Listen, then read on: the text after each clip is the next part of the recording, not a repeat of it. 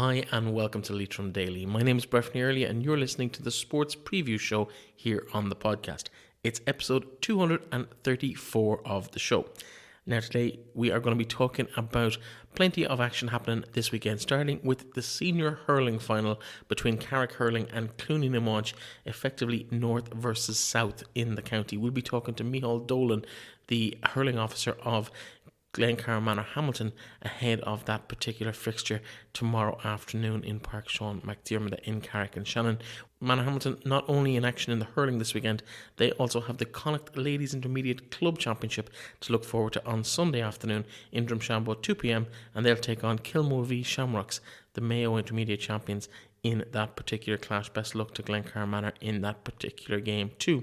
In terms of soccer, some National League representation. We're recording this very late in the week. It's late on Friday evening. Sligo Rovers just beaten 4-0 by Shamrock Rovers in a very disappointing performance, and Niall Moran played 90 minutes for the Sligo Rovers, but he won't be happy with how his team have performed in that particular game. They did have a good win during the week, a 2-0 victory over Derry City to put them into 4th place in the league, but with the remaining games they have in their last 3 games of the season, it's not auguring quite so well for Sligo Rovers in the last couple of games. But we'll be talking to Niall next week on the programme about the last few weeks, including that red card, some of the wins, some of the lows as well over the last few weeks. Derval O'Byrne in action. Peamount United, her side, they face Shelbourne for the second time in a week tomorrow in the FAI Cup quarter-final. The first game of that particular competition for the girls, limited of course to just the National League teams this year given the coronavirus situation. That game kicks off in Peamount United at 6:30 on Saturday evening, tomorrow evening. And finally, the last major soccer game of the weekend, National League level, is in the first division of the SSE Electricity League. Longford host Galway in that particular clash at their normal kick-off time of 7:30. Longford looking to keep the pressure up on the top 2 in that division. Drogheda beaten tonight, but Longford will be looking to close that gap and put some pressure on the league leaders, Bray Wanderers, top of the table after tonight's games. In rugby, 2 games of interest in the National League competitions. Of course, the AIL doesn't start till January, but we do have double representation from the county in the Energia Community Series, both in Connacht and in Leinster. Jack Gilheaney, of course, well known to anyone following Gaelic games in the county, he will be part of that old Belvedere squad that travel the short distance across D4 to UCD tomorrow. There's a free stream of that game on the Old Belvedere Facebook page. Check out the details there. He is named at centre, inside centre at that particular game, while Matthew Earley named at hooker for Sligo in their second game of the competition. They'll be looking to continue their winning ways. They play Galwegians in Hamilton Park in Strandhill tomorrow at 2:30 in the afternoon. That game also a free stream for anybody who wants to watch those games. Check out the respective Facebook pages. Old Belvedere in the case of Jack Gilheaney, and Sligo for Matthew Earley. Check out Sligo Rugby Club for their live stream details as well. Both games kicking off at 2:30. In local GA fixtures, some big games there too. And of course the hurling final we've already mentioned. That will be the biggest profile game of the weekend, but there are some other significant games as well. In the under 15 competition, 2 finals down for decision at 11 a.m. in Pairc Sheain MacDiarmada Gaels and St Mary's Kiltard will do battle in the Division 1 final, while the Division 2A final takes place in Micheal at 1:30 in the afternoon. Leitrim Gaels versus St Joseph's in what should be a very good game for both of those teams. The best luck to all 4 teams competing in that under 15 grade finals tomorrow. Hope all goes well for you. At 5 p.m, 2 games, one in Junior C Football Championship. The final of that competition takes place between Leitrim Gaels and Nave Porrick Dromahair, or St Patrick's Dromahair. That game in Drumshanbo at 5 p.m. While at the same time in Junior B, 5 p.m. throw-in in Manor Hamilton, Allen Gaels and Melvin Gaels do battle for a place in the decider of that competition. Of course, they will face the winners of the second semi-final, which takes place at 1 o'clock on Sunday in the Vistamed Junior B Football Championship, and it's Drumkieran and Micheal. They will face off against each other in that final, but they have to get there first. So that game, 1 o'clock in Leitrim Village tomorrow afternoon. While in the Junior A Football Championship, 2 semi-finals down for decision there. Avas and Glenfarne will meet in Pairc Sheain MacDiarmada. That's a throw-in at 1 p.m. While at 5 p.m. in the same venue, Avantcard Pairc Sheain MacDiarmada, Cluainin, and the only remaining non-first team in the competition. Glencar, Manor Hamilton will do battle. So some cracking games, and it's going to be interesting to see how they fare out in that particular competition. Very high standard in the Junior Championship this season. So there is, of course, also some soccer action locally, and fixtures spread out over the weekend. Tomorrow evening, Saturday at 7:30, Belvedere United and our Harps meet in the Sligo Southern Hotel Super League, while remaining fixtures in that grade of the competition. The highlight from a Leitrim point of view is on Sunday morning at 11 a.m, Manor Rangers travel to Real Tubber to play against the local side there. Ballymud Celtic and Carbery do battle, while Clifney Celtic travel to MCR, and Ahana Celtic host Cartron out in Ballinafad. So the best of luck to Manor Rangers as they travel to Real Tubber. Two Leitrim teams, of course, as always, in action in the Premier League of the Sligo Leitrim District League, and Dromahair travel to Colry Bowes, a relatively short distance just across the Sligo border, while Carrick Town head down towards the town of Sligo for their clash with Glenview Stars. County United versus St John's, Ballygawley Celtic versus Gurcheen Celtic, and Chaffpool United versus Kilglass and Escrone United complete that Premier League lineup for Sunday morning. And the final game of the weekend is in the afternoon on Sunday, and that's Strand Celtic versus Merville in that Super League competition. In local rugby, two games of interest for local sides, and Sligo seconds are in action against Castlebar in the Cawley Cup, while in the south of the county, Carrick will face the trip over to Ballina to play their second side in the Curly Cup. So far it's been a disappointing start to the season for both teams, and they'll be looking to pick up points on Sunday afternoon. Those games both kicking off at 2:30 in the afternoon. Now on to the meat of the day, and we have two interviews for today's show. One is with, as we mentioned, Micheal Dolan, the hurling officer in Glencar, Manor Hamilton. Of course, in hurling they play under the banner of Cluainin, Iomaint, or the Gaelic or the Irish for Manor Hamilton hurling. So here's Micheal Dolan and what we had a chat about during the week.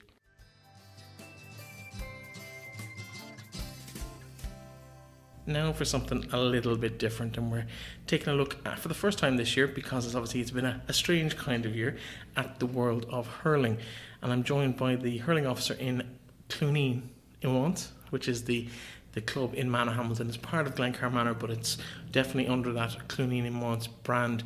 Micheal Dolan, you're welcome to the programme. Thank you very much, Breifne. So first of all, let's narrow down what exactly you are in the hurling club in Manor Hamilton. You're a player, but you're also kind of selector, kind of dog's body. Everything to do with hurling is your responsibility. Yeah, fill water bottles, motivate players, try and make sure they're at training, promoting of hurling, or all things GAA. That's kind of my role. How hard is it to get them to training in the current climate, or has it been easier because more people are around? Well, during the lockdown, most of our communication was via WhatsApp, and myself and a few lads threw in a few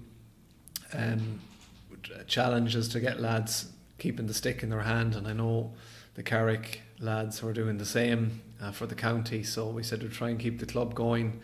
But as soon as the lockdown was over, we had our first couple of training sessions in Strand Hill, and we had massive numbers. I think everybody was just so eager and relieved to get back after the lockdown, and we trained on the beach there for a couple of Saturdays, and it was everybody was buzzing to be back. But everything was grand. We've been back training, and we've struggled for numbers this year. We've had a lot of emigrating lads who've gone overseas, and a few lads in England, but just haven't had the opportunity to come home due to the restrictions. In terms of the game, obviously last year I was at the Hurling Final, and you ran Carrick fairly close. Extra time it took to separate you, although they were fairly comfortable in the end. In terms of this year's final, what's the expectation going to it?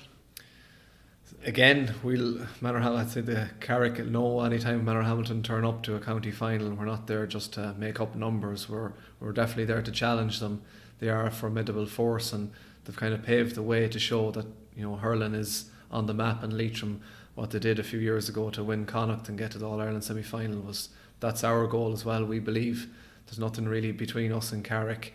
On paper, maybe, but we always kind of have a good heart about us, and a good core number of lads who love hurling, and we've had a good few lads who were on the county this year. We definitely feel we left it behind us last year. We should have done the job in full during normal time, extra time. Yeah, Carrick's fitness did show through.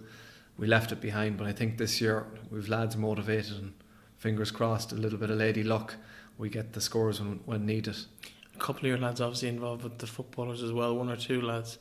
Will the semi-final defeat to Carrick kind of be rife in their mind, and or is it totally separate? No, definitely not. Lads know each other so well in the small county. Everybody plays football and hurling, and definitely that'll be a motivating factor for a couple of our lads. James Rooney, Peter Ponyard, Gavin O'Hagan, Fergal Rooney all play hurling.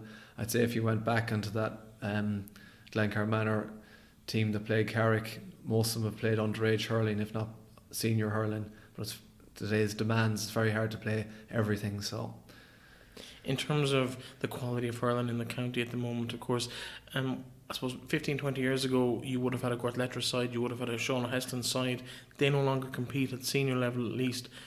It's really become a kind of a north and south in the shape of the two clubs. As I know, last year Cathal McCran from Leitrim was the captain for Carrick, and so in terms of that rivalry, it's not really Carrick versus Manor Hamilton, it's more North Leitrim versus South Leitrim. Does that come into it at all? Oh, definitely. It's just a terrible shame that Ballinamore, Sean Heslins can't field, and Leitrim the same. They were both fine sides, and anytime there's never really anything between any of the four clubs from what I can remember. Manor Hamilton and Carrick did knuckle down and looked outside the box regarding training and motivating players and getting outside help in to prepare teams, and it was just a shame that the fella fell away for one reason or another, who knows. But it would be, ideally I'd like to see 8 clubs or 10 clubs in Leitrim, but that's just not the case. It's a football dominated county, but who knows, it might be different in the future. But Carrick have been lucky to get the stronger players of both clubs, and that probably motivates us more. We were generally all Manor Hamilton. There's one or two lads who play football for Dromahair, which has always been the case down through the years. But it definitely motivates us more to think that we're kind of taking on this giant club. And like fair play to Carrick, they were able to keep everybody happy and keep everybody getting them game time. But it definitely motivate us in this final. In terms of underage, now you're going to have to educate me, because to my shame I don't know much about underage hurling in the county. Is there just the two clubs underage as well, or is there any hurling anywhere else in the county? There may be in Leitrim and Ballinamore underage. The old stalwarts of Paddy O'Connor and Michael Dorrigan and Leitrim definitely do a little bit with underage. I do know that Carrick are involved in Roscommon leagues, and ourselves, Manor Hamilton, we were always involved in Sligo leagues, just because geographically it just suits us better. But from my knowledge, competitively, Manor Hamilton have teams up to under 14, under 15, and we're hopefully to see the fruits of those teams come through in a few years. Fellas like myself are still hanging on to play, and the sooner those young lads come through to replace the older lads, the better. What steps could be taken by officialdom? I'm not going to pick one or two people, but in terms of the county board, the hurling board, what do you feel would be 2 or 3 maybe positive steps towards getting to a situation where we get closer to that 8 or 10 or 12 teams taking part? I definitely think when you look to our neighbours in Sligo, like they have 6 senior clubs playing competitively. They have up to 10 underage teams playing now. Whatever incentive they've brought, I definitely think Leitrim should definitely follow to encourage more clubs to come on board and promote hurling. I definitely think if Dublin can have dual players all the way up, and if both football and hurling teams have players who can play both codes, I can't see why Leitrim can't do that as well. Obviously there will have to be some sort of an incentive to try and get clubs on board. I know that we have Dara Cox is the Leitrim Sligo Development Officer now and coach, so I know he's got good ideas, and Aidan Fogarty, a Kilkenny man, has great ideas to promote hurling better in the weaker counties. But if we could possibly maybe copy the way Sligo are going, it's become very popular, and I can't see why we can't do that as well. Let's turn our attention to Saturday's game, because it is really the only game of hurling that's played at adult level in the county that's just for Leitrim teams. I know you play in the Sligo leagues, and Carrick play in the Roscommon leagues and other competitions, but it's the bragging rights. It's what you aim the whole season around. How hard is it to get a team up for that? It's not hard at all. I'd say the Carrick lads have the same motivation. We play in different leagues throughout the year, all right, and we would meet Carrick along the way, and we'd always try and motivate ourselves like we have to beat Carrick because that'll be on their mind come the championship day, or Carrick will probably be say the same about beating us. But look at that. It's the Leitrim Observer publicised it so well. It be on the GAA live on Facebook and on the various means. And the main thing is this rivalry between Carrick Hurling and Cluainin Iomaint. It be ferocious, but at the end of the day, we know each other so well.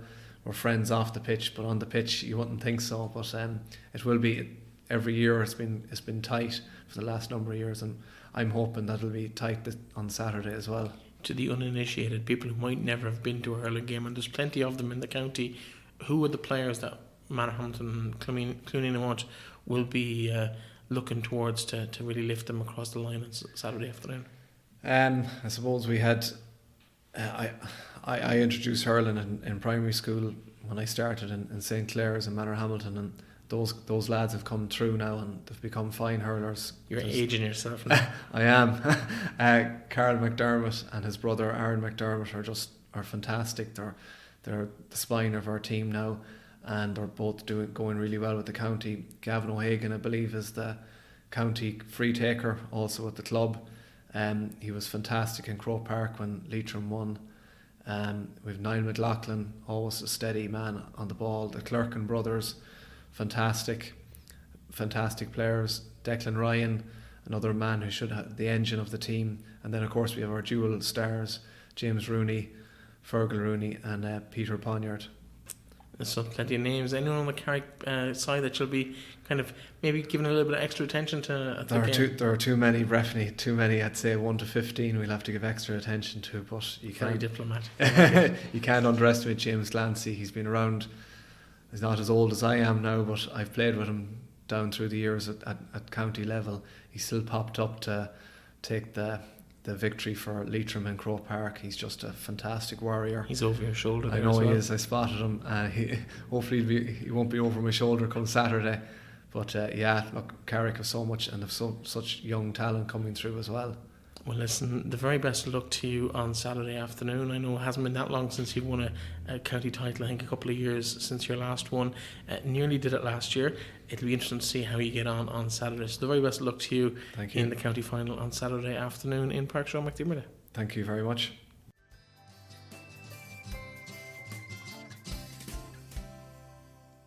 Now, Junior C football might not be top of most people's agenda, but this weekend there's one man who has it very firmly at the centre of his world, and that is the Leitrim Gaels captain, Brian Tracey, ahead of their clash with Dromahair in Sheain MacDiarmada Park in Drumshanbo tomorrow evening. Brian joins me now. Brian, welcome back to the programme. Thanks very much, Breifne. It's been a while since we had you. We spoke to you ahead of last year's intermediate final as part of the Leitrim Gaels squad, and now you're captain of that second team in the club. You have a big game against Dromahair. Junior C football seems to be what it's about for both of those clubs this weekend. Yeah, well, I suppose, Breifne, it's Junior C football. It is what it is, I suppose, but it's very important for our club, I feel, anyway, for the development both of, I suppose, the club as a whole. Mainly the young players is what we have a very young team, and a lot of the core of the team will be pushing for first team places, and it's keeping those lads interested and keeping them developing. And it's been a good year for us so far now, and both at senior and junior, we had a good year with the seniors, and it'd be nice to sort of finish it off with a trophy at the end of it now. But tomorrow will be a tough game. Dromahair will be no soft opposition, and we're fully aware of that, and we're going into it. We know we'll have a battle on our hands. Yeah, I suppose at senior level it's much easier to kind of know what to expect because the teams don't vary that much from year to year. But junior competitions, it could be a brand new team you're facing up against. How much do you know about Dromahair this weekend? Well, I suppose you're spot on, Breifne, there. It's very hard to get a read on any junior team. I suppose any of the junior leagues is very hard because depending on circumstances, certain players can be available at different times of the year. So I suppose I haven't done an awful lot of homework on Dromahair, or we wouldn't as a team have done an awful lot of homework. It can be sometimes, I suppose, there's pros and cons to reading into your opposition. Sometimes it's better just to go out and focus on your own game. So we've done a little bit of homework and watched the results they got against other teams and teams that we may have been familiar with. But I suppose for us tomorrow and for our team is to go out and try and give it our best, and hopefully at the end of it all come out with the right result. I suppose when you look at the results, they beat Havas in the semi-final, who had actually beaten you earlier in the competition. Is that a concern or a worry going into the final? Well, I suppose it would have been. We would have felt that our first outing against Havas, where they deserved their victory, we would have felt that we probably didn't do ourselves justice that day, that we probably let ourselves down slightly with our performance, and we were very disappointed after that. And thankfully we managed to rally together and get a string of results going that have managed to get us through this final. That has been looked at. I suppose Dromahair did. We're convincing enough winners from what I hear against Havas. But I suppose we everything changes on a final, that old saying that anything can happen on any given Sunday or Saturday as it is tomorrow. But I suppose it's up to us, as I said, to go out and give it our best and hopefully at the end of it all come out on top. Of course, the game being played in Drumshanbo, Carrick Park. I believe you're fairly familiar with that venue yourself, Brian. You spent a bit of a while with Alan Gaels. I would have played in the earlier days. I suppose I would have played up until I was 21 or 22 with Alan Gaels, and I have lots of fond memories of Carrick Park, and I suppose I'm familiar enough with the area and I've had some good days down there, so hopefully I'll get another one tomorrow. You better explain that to listeners, because obviously we know each other from being around the same town, but explain to people why that happened. I suppose when Leitrim Gaels was first forming, numbers was sort of tight at the start, and back in the early days underage the numbers just weren't around the village, and unfortunately a number of us had to sort of separate out into some of the bigger clubs, and both myself and my brother Ewan played with Alan Gaels, and very thankful to Alan Gaels for the many good years we had with them.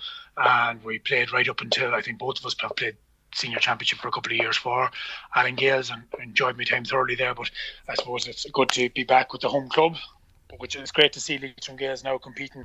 And I think I might have said this in my last interview, which is it's great to see the underage structure and how it's developed since in a relatively short period. 97 isn't that long ago, and to see us now competing at under 15 and under 17 and under 13 and down in the lower ages at top level throughout the county, it's great to see, and it's a bright future ahead for the club, I think. Yeah, no, and I know we spoke to Ewan earlier in the year just before the season started, and he spoke about that very first underage game for Leitrim Gaels. You were part of that team as well, almost 20 something years ago now. We won't age you, but it's not. Wasn't there yesterday. I can feel it in my legs, Breifne. Don't worry. Well, listen. In terms of the game, what can people expect? Obviously, if they come along, there might be an option to go get tickets, because they're probably not expecting to sell out the full allocation. So, well, I suppose the one thing I will say is junior football, and what I have myself experienced this year with all the young lads that are available, and people aren't, there's no young lads away travelling or abroad. There is a fairly high standard across the board, and I was pleasantly surprised myself, both within our own club and the opposition that we were facing. The standard of football that was being played was quite good. And look, at tomorrow, neither club, Leitrim Gaels nor Dromahair, has nothing to lose. From our own point of view, Leitrim Gaels, the seniors had a relatively successful year. Obviously, we'd like to be continuing on to semi-finals and finals with the seniors in the years to come. But, as a whole, it wasn't a bad year, given all the circumstances that we had to deal with. So I think, from our point of view, we're going to go out and enjoy tomorrow and give it our everything, and hopefully come out with a win at the end of it all. Okay, well, listen, I'll let you go because I know you've got training this evening. So enjoy their last training session of the year, win, lose or draw tomorrow. And the very best luck to you and to everybody involved in that Junior C final. Thank you very much, Breifne. Thanks for your time.